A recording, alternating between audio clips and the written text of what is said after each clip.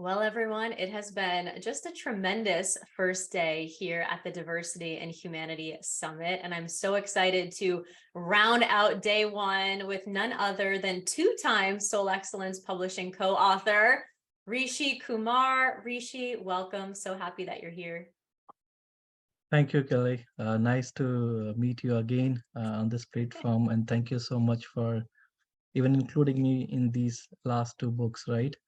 And both of Absolutely. these books are the bestsellers. So I think I should be thankful to you.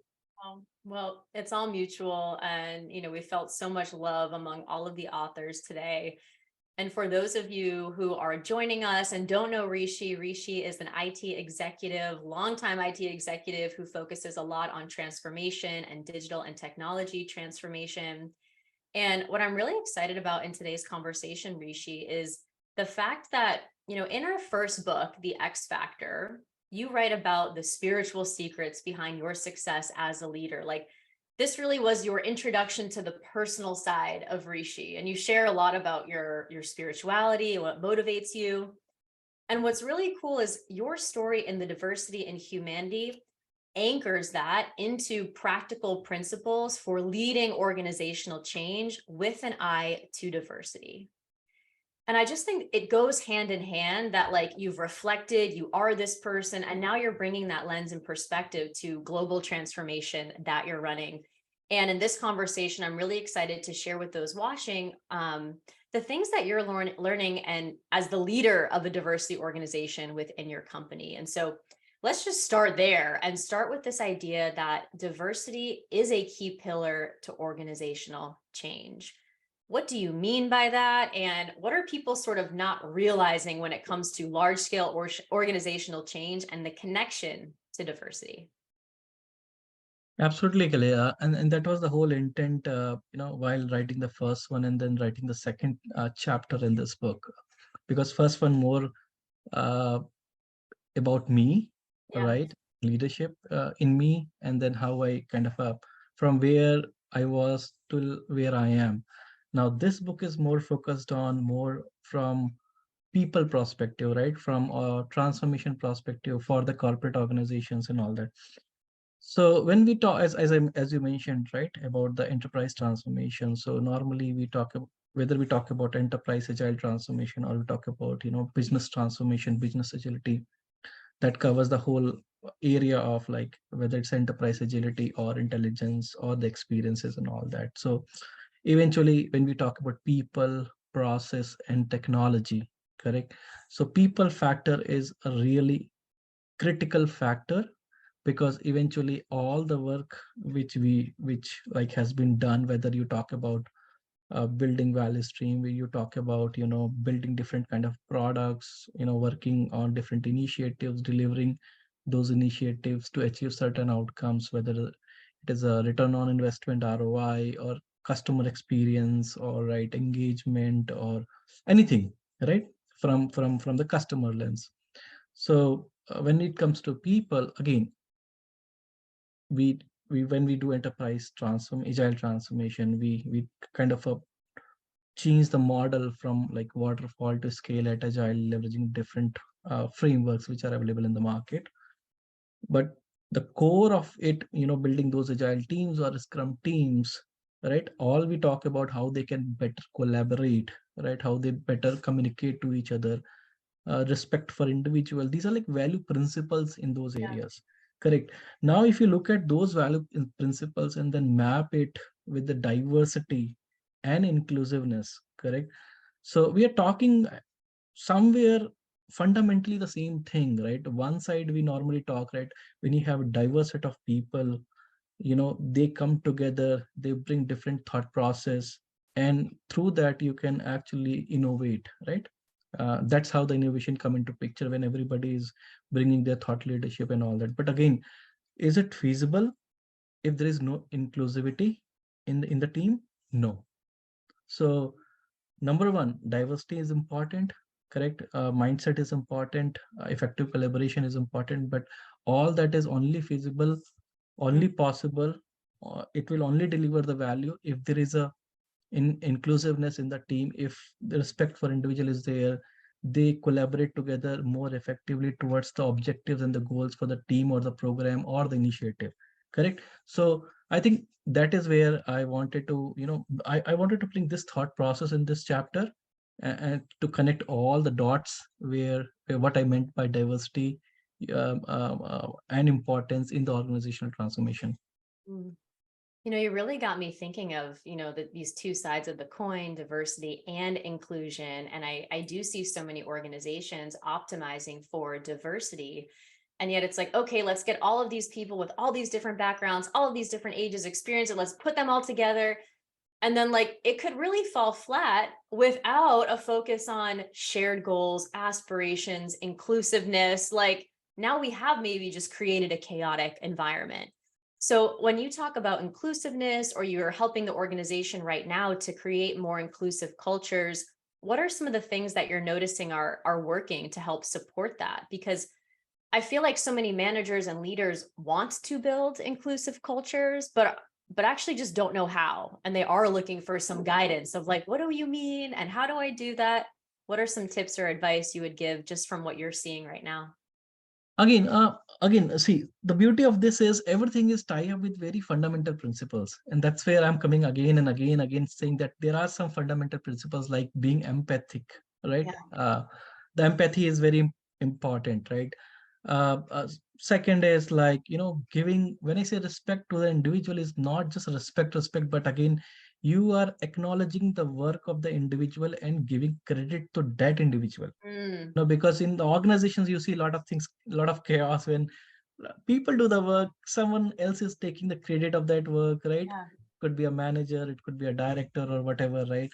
I think very important, if some, for example, if somebody is working to build a platform, he is the one who coded that particular feature. Eventually, that is the person who should get credit for building that product feature. Correct. It should not be that, okay, certain leaders actually got credit for building the platform itself, or even if they are getting some credit, that credit should also come tell that person who actually coded or tested, the Mhm. functionality, right? So recognition is definitely an important pillar there. And now, even if I take recognition as one of the principle there, right? At what levels you are doing the recognition, right? What kind of a methods you are, using for these recognitions, right? Are these happening on the team level, are these happening on the program level, or are these happening on the enterprise level?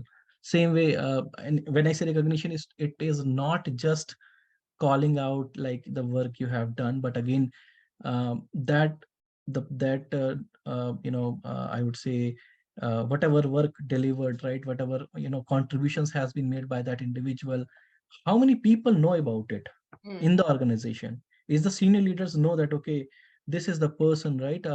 Might be Mike has done this work, right? Is that the SVP of the organization know that, or the director of that organization knows that, right? Or the customers, for example, if you're building a product for the marketing organization, do marketing organization leadership knows that these are the folks who actually build this marketing service offering platform for them? So again, that is very important. So to me is empathy, recognition, collaboration. When effective collaboration is very important, because again, now if you look at any industry, means again, manufacturing in certain industries are where you need to be in office. But if you talk about IT industry or the BPO industry and all that, right? People are working from anywhere still mhm. today, because irrespective of companies started calling out people in offices, but it's still like 80% of the workforce is working from either different countries, locations, or anywhere, right? So how can you effectively collaborate in this certain model also, to ensure that you are not blocked Mm, and you are enabling each other? Correct. Means again, that's where the commitment comes into the picture. If you are committed to on the common objective, you will enable each other. If you are not committed to the common objective, then you will block one another. Right? Very fundamental thin line between these two things. But again, that's what we see in the cultural problem, right? Either mm, cultural problem or the politics, or the other factors. mm. You know what? As you're sharing, like, okay, what are the principles of inclusiveness and respect, empathy, recognition, collaboration, commitment to a shared goal? I was just sitting here being like, oh, right. These are these are the virtues, these are the universal character traits that help to cultivate esteem and inclusiveness and a sense of belonging. I was just like, wait, this is all connected, like, of course. And when you come back to key principles, that's what really allows, I think, leaders and organizations to then customize, like, okay, what does respect look like in our organization, for example? Like, when you show up to a meeting, how do you show respect? Like, are we going to be an organization where everyone gets on camera? Are we going to be an organization where everyone says good morning? Because as we're talking about diversity, there's also some, when we talk about inclusion, some of those like traits and norms that cultures and teams and rituals that cultures and teams get to develop that help to Correct. reinforce that value or that virtue, because it can show up in different ways depending on the company, the culture, etc. No, absolutely. And that's where comes the different kind of a cadence of meetings and all that, which normally you follow in different kind of, models which you operate within you operate in your organization or working on initiatives itself. But again, I think those things are means very basic things when you say that, okay, coming on the video and all that. Yeah. I'm more like interested, where the intrinsic motivation come into play, right? When intrinsic motivation come into play, saying that, okay, for example, if I'm working on this book, I'm really passionately working on this Yeah. book, I want to deliver a good product, right? Yeah. Otherwise, okay, fine, we will write a book. Yeah. It is not a passionate product, right? So Mhm. uh, when you really want to do your job in all the best possible ways, then you would definitely, the results would be awesome. So I think that intrinsic motivation factor is key when I said about the intrinsic part, right? Again, if you are into it, then you will do all the rest of the things, like basic things, those are secondary. Let's come back to you for a moment, because in your chapter you talk about your background and growing up in India and living in the UK and coming to the US. Just what are some pieces of your background that you think have most influenced you and your perspective on diversity and leading organizations right now? So, thank you, Kelly, because this is very close to my heart. Again, for anybody who has been in different places, live in different places, I think far from your motherland, you know, that is important. So, yes, I am born in India, and again, I have been all my education is in India, right? I started my career in India as well. See, the good part was India itself is a very diverse country, right? Mhm. I'm not sure how many people or you have been in India, but if you go to India, right, you will see so many religions, so many races, like different, so many. Every state has something different. Whether you talk about food, whether you talk about culture, whether you talk about festivals, like so much democracy is there, right? So. Uh, since my childhood, right, my father was in a transferable job. He was a engineer in Indian Railways, right? Mhm. Oh, So wow. because of his nature of the job, we have been moved to multiple states. Oh, wow. And that's where, like, even every state you go, there are something different, right? And you kind of get and gel with people around Mhm. you. You're going to a new school, every time you're going to a new school, new friends, right? So again, that also helps you to kind of get connected with everybody. So those things were from there. Mhm. uh, then later on, like, again, same goes with the college, and then engineering and masters and all that, right? And then uh, because I have been working with different organizations, and I have literally worked with so many customers, right? Means if I take all the names, like, it's a big list. And the beauty of it is, more you work in different organizations, more you work for different Mhm. customers, more you learn, right? And more environments you face, correct? Because every company culture is different, right? Every organization's way of working is different, right? Even from technology perspective, so many things are different, from infrastructure and initiative perspective. Yeah. So you learn a lot in those perspective, so that helps me to kind of gain.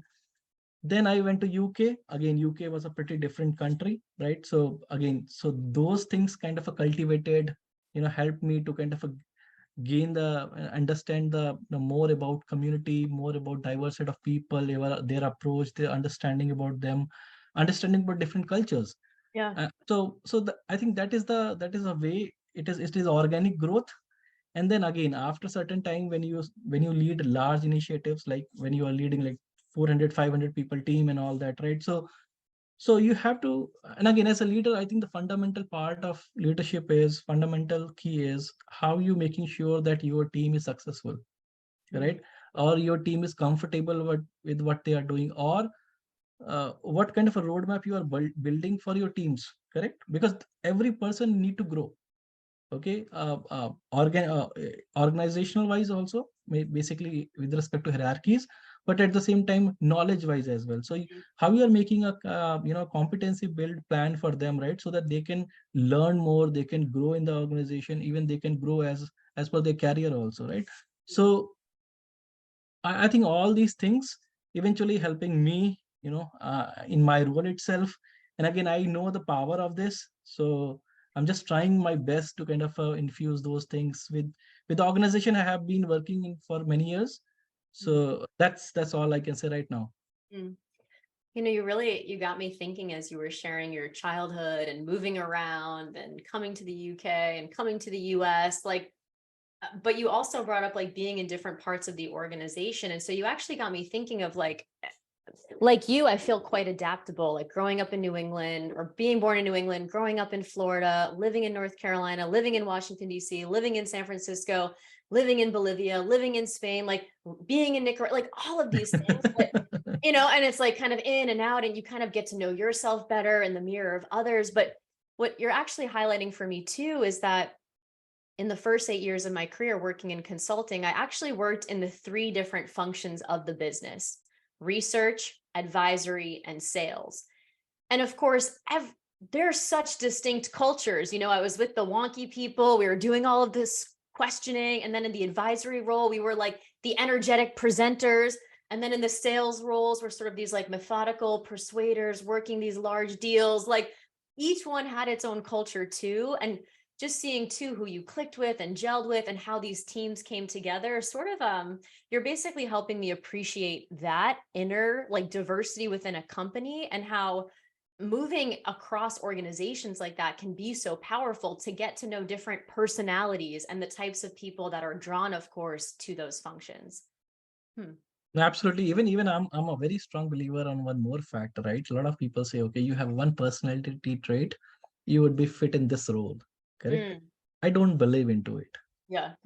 I Yeah. personally believe that, okay, if you have a passion to learn something, you will learn it and you can fit in that role itself. And I think I am one of the example for that, right? Means a lot of other people as well who has worked in all different organizations, like in different layers, in areas like delivery, sales, Yeah. transformation, digital, customer experience, and all that, right? Only thing matters is like, are you ready for that? Are Mm. you open to take, experiment yourself, open to kind of try and, explore more things? You Mm. might, something maybe better is waiting for you. It's so true, because like, when I made all of those moves, I actually was like in judgment of those functions. I was like, oh, those advisors are like this, or those salespeople are like this. But actually, what was motivating me was this desire to grow and learn. And I was like, all right, well, let me jump in and try it. And then, of course, you learn it, love it, get to know the people. Like, but it was that intrinsic motivation of exploration, of curiosity, of growth, and of getting to know people and sort of challenging yourself too to say, wait a minute, no, I don't want to stay in this one box as a researcher. And I think that speaks to diversity too within organizations of like, people want to grow, they want to expand, they want to move laterally. And it's obviously for the benefit of a company to keep people who know the company well, but who are navigating it and working through various roles, instead of just up one function. Of course, Correct. not for everyone. We do need some specialists as well, but that is a whole nother perspective on diversity that I love that you're bringing here. Thank you, Kelly. Let me ask you one more question before we close, and we'll kind of open the book here in just a minute, because I think you're the only author in our book that speaks to what's happening with diversity when it comes to technology and specifically AI. And so I'd love if you could just share a few trends or observations of the connection between diversity, and AI and what you see happening in that space right now. Oh, thank you. Yeah, so if you look at so we have been talking about diversity right on the ground, but again, if you look at organization perspective, right, there are always some goals and objectives. So on that pillar itself, again, they have been driven by organizational vision and how that you tie that organizational vision with your diversity and inclusiveness, like DEI organization Mhm. vision also, right? So you define a vision there that where you are and where you want to be, what kind of program you invested, how you want to help the community and the people, right? That's number one. Number two is like to make that happen, right? Eventually, especially like you talk about whether you talk about Google, you talk about Meta, you talk about any of the even my organization, right? You need to have the roadmap for particular year, correct? For example, 2023, there should be a roadmap, and we'll go to 2024. What is the roadmap for 2024 and all that? And that roadmap will have multiple levels, right? Means pillars, I would say, right? Or milestones. Again, one of the KPI in that roadmap could be, your diversity matrix. When I say diversity matrix, it is nothing but, certain KPIs from metrics perspective on the organization level for like what kind of resources or people are working under in your, for example, how many women employees are in your organization, Mhm. how many veterans are working in your organization, right? So that kind of so those kind of a metrics are there which actually help you to drive it. For example, talk about Google or any other company, they always have certain like goals on that metrics, that okay, this year we want to be 20% like Asians should be there, right? So again, whether it's a race or it's a women versus men versus LGBT community and all that, right? So those metrics we have to compile. Now you need to have a cadence also, right, to ensure that okay, that you look at that metrics again and again and again, so you can have the monthly cadence or quarterly cadence. It again depend on the organization. Now, how this metrics is built, it is nothing but like it helps you in hiring process, correct? So Mhm. when you so if you see that okay, my veterans number are down, I need to hire the veterans.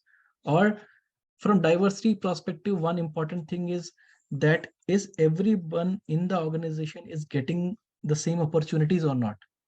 Okay, Mhm. it should not happen that one portfolio people are getting in more opportunities than the others, or one set of people are getting benefit of policies or procedures because they might have good connect with the leadership, but the rest of the part of the organization is not getting those benefits, right?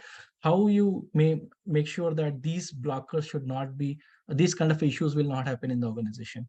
So now in hiring, like, so what you do is again, hiring, there are a lot of biases, right? So you kind of build AI models, right? You train those AI models, which eventually help them in the hiring the right candidates from the market, right? So when you, for example, if you look at any of the job portals, right? Monster and all that, right?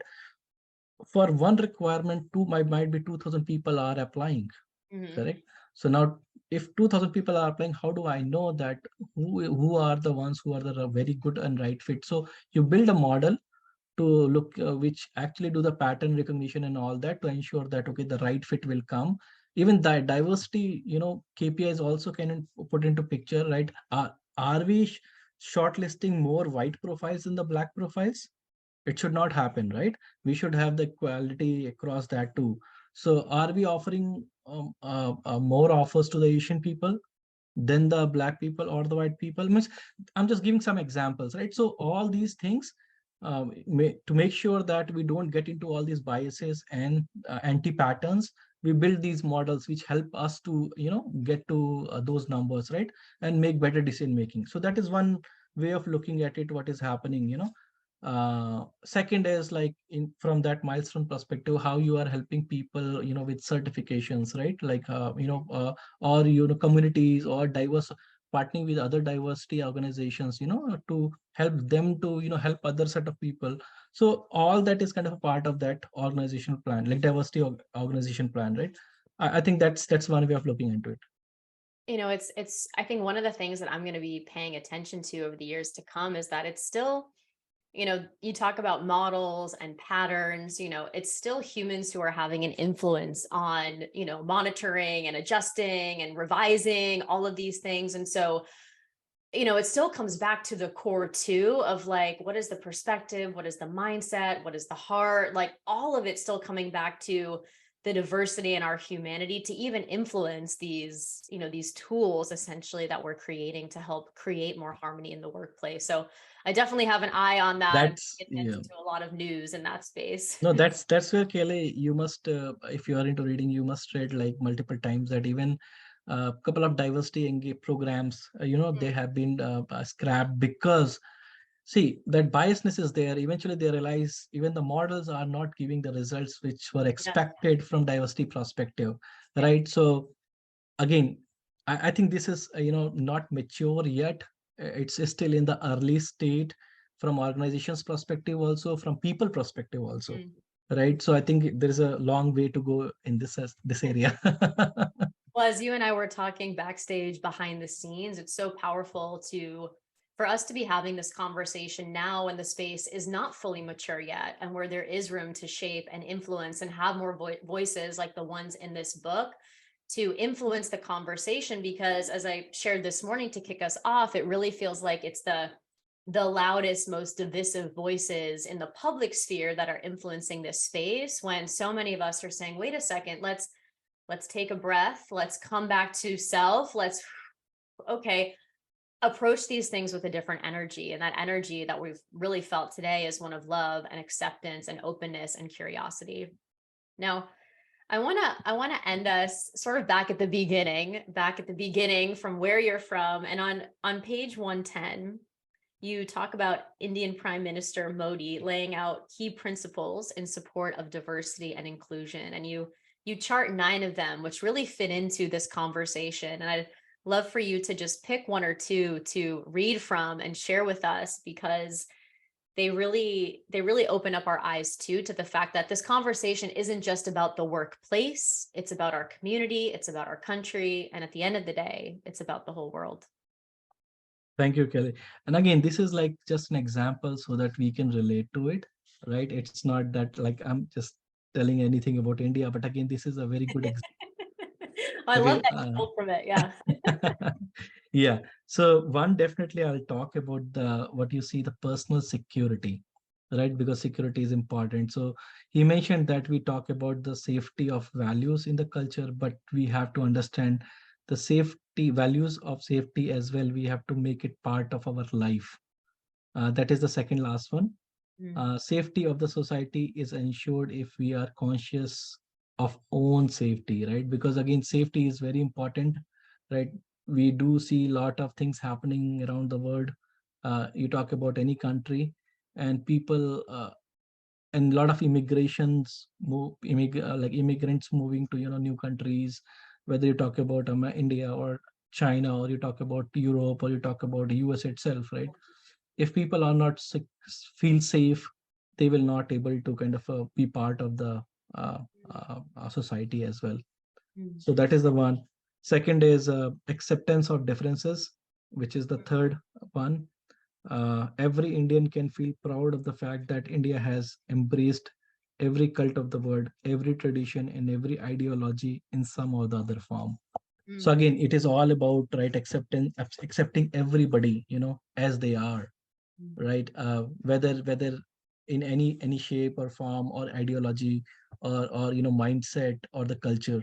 I think these two are pretty important. mm. I love that so much. And I, of course, encourage everyone to read your chapter, especially those of you that are in, DEI specific roles in your company where you're setting up DEI teams, you're setting up KPIs, you're setting up processes, you're involved in organizational transformation. Rishi lays out so many different frameworks and ways of thinking about this, especially when you're at the early stages of the journey and setting this up in your company. Rishi, I've just loved being on this journey with you. We've now covered a lot of ground through our work together at Soul Excellence with the X Factor and now the diversity and humanity. And I just love getting to know you more and more and on a different level every time, including in today's conversation. Like I learn something new every time. And I just No, want to it's thank you vice so versa, much. Kayleigh. I think every time we speak, like we learn more about each other, and that's the beauty, right? That's the respect for individual. That's what we're talking about all the time. Oh, So, all right. That's a mic drop moment. Yeah, I love how, yeah, that was good. Absolutely. Respect for individuality. all Rishi, right. thank you so much. And thank Thank you you, for Kelly. It reminding was us. wonderful talking to you again. And thank you so much for bringing us on board with this project. And thank you everyone for reading this book. Go, please read it again, and share your thoughts with us in form of comments, in form of LinkedIn post, or whatever works for you. And definitely a 5-star review on Amazon. Help us create that social proof as well. So Absolutely. more people will read it. The algorithm will work in our And we favor. have to call out, Kelly, that we are not we everything that is here is going to charity, to the girls. I think we should call it out as well. Uh, I don't think I've mentioned that today. So yeah, you thank have you. not mentioned it Yes. today. Yeah. Okay. So all of our book proceeds for the diversity and humanity, for every book actually that we publish here at Soul Excellence Publishing, all of the proceeds go to Elamu Girls, which is a nonprofit in Kenya that offers a 2-year sewing apprenticeship for girls to give them a voice, a choice, and a bank account. And it is such a special partnership that we have. The girls have received copies of our book. They've translated passages of the book into Swahili. And it's just such a beautiful connection and collaboration. And with our donation, we'll be able to support one student for 2 years with a sewing machine, with everything that she needs to start learning new skills and gain economic freedom for herself and her family. So a win for all, as we like to say, and bringing this book to life, and of course donating in this way. So thank you, Rishi, for that reminder. It's a really, really cool thing that we get to do. Absolutely. Thank you so much. Thank you, Kelly. You're so welcome. Thank you everyone for joining us and for being a part of this really special first day at the summit. We'll see you tomorrow, 9 a.m. Melissa will kick us off, also looking at things from a more organizational eye. You'll then get to hear from Karen and Reggie and their lifelong friendship, as well as special guest Shantae. Reggie will come on later and I will wrap us all up, and we'll all kind of enter the workplace once again with a new perspective and a new vision for creating harmony. So thank you all so much. Thank you, Rishi. We'll see you tomorrow. Thank you. Take care. Bye, Bye. everyone.